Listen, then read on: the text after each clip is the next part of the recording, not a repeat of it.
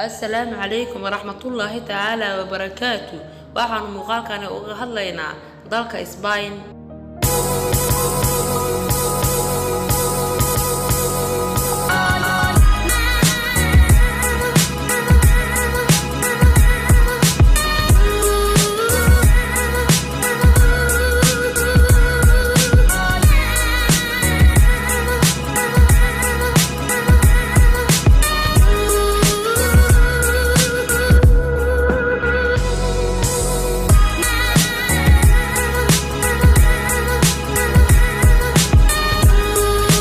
dalka Spain waxa uu ka mid yahay dalalka ku yaala qaaradda Yurub gaar ahaan koonfur galbeed waxaana loo yaqaanaa Jamhuuriyadda Federaalka Spain. dalkan oo loo aqoonsan yahay dalka afraad ee Yurub oo dhan ugu weyn waxa uu xuduud la leeyahay dalalka ay ka midka yihiin Faransiiska, Boortaqiiska iyo dalka Morocco. waana dalka kaliya ee Yurub ku yaala ee haddana qaaradda Afrika xuduud la leh. dalka Spain waxa sidoo kale ku yaala jasiirado badan oo loo dalxiis tago.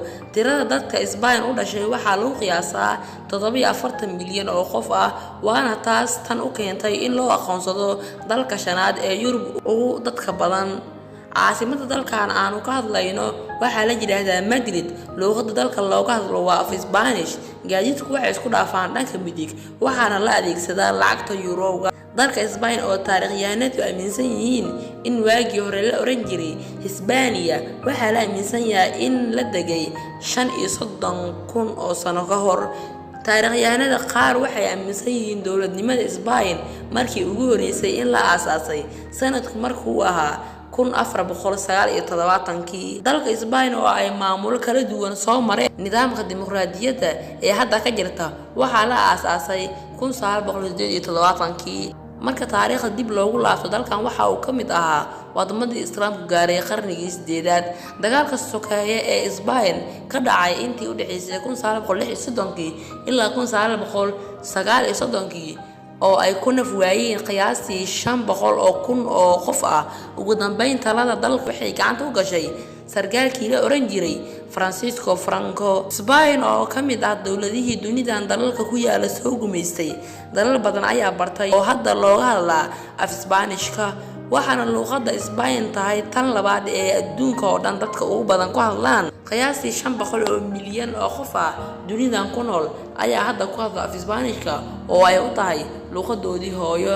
wadankan aanu ka hadlayno ee Spain hadda waxa uu xubin ka yahay qaramada midoobay, ururka midowga Yurub, ururka gaashabuurta NATO, ururka ganacsiga adduunka ee WTO iyo ururo kale. dowladda hadda ka jirta oo loo soo doorto waxa sidoo kale taladu ka go'daa boqorka dalkaasi. hase ahaatee waxaa jira maamul goboleedyo iskooda isku maamula, waxaana ka mid ah maamul goboleedka Catalonia oo hadda doonaysa in ay noqdaan dal gooni ah oo Spain ka madax banaan.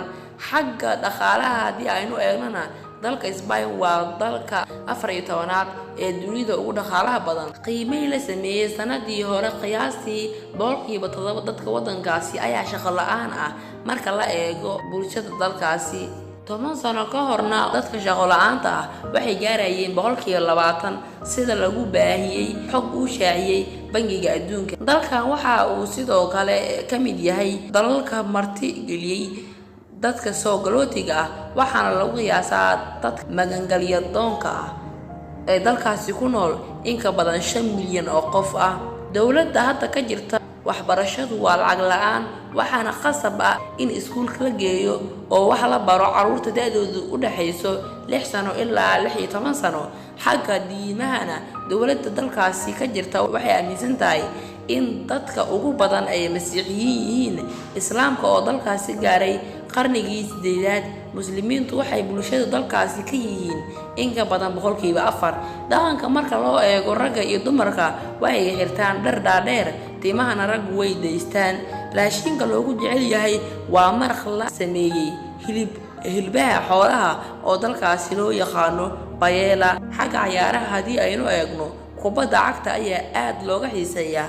horyaalka Spain ee liigaha aad ayaa dunida looga xiiseeyaa. kooxo qaab ciyaareedkoodu aad loo jecel yahay oo ay ka mid yihiin Real Madrid iyo Barcelona iyo kooxo kale ayaa ka jira dalkaas. ciyaaro kale oo ay ka mid yihiin feerta, tenniska, basketka iyo ciyaaro kale ayaa dalkaasi laga xiiseeyaa. waxaase jira ciyaaro dhaqameedyo dalkaasi laga xiiseeyo, waana ciyaarta dibida lala dagaalamo. ciyaaraha noocan oo kale waxaa sharci ah inuu ka qayb galo dibi u yaraan jira 6 sano.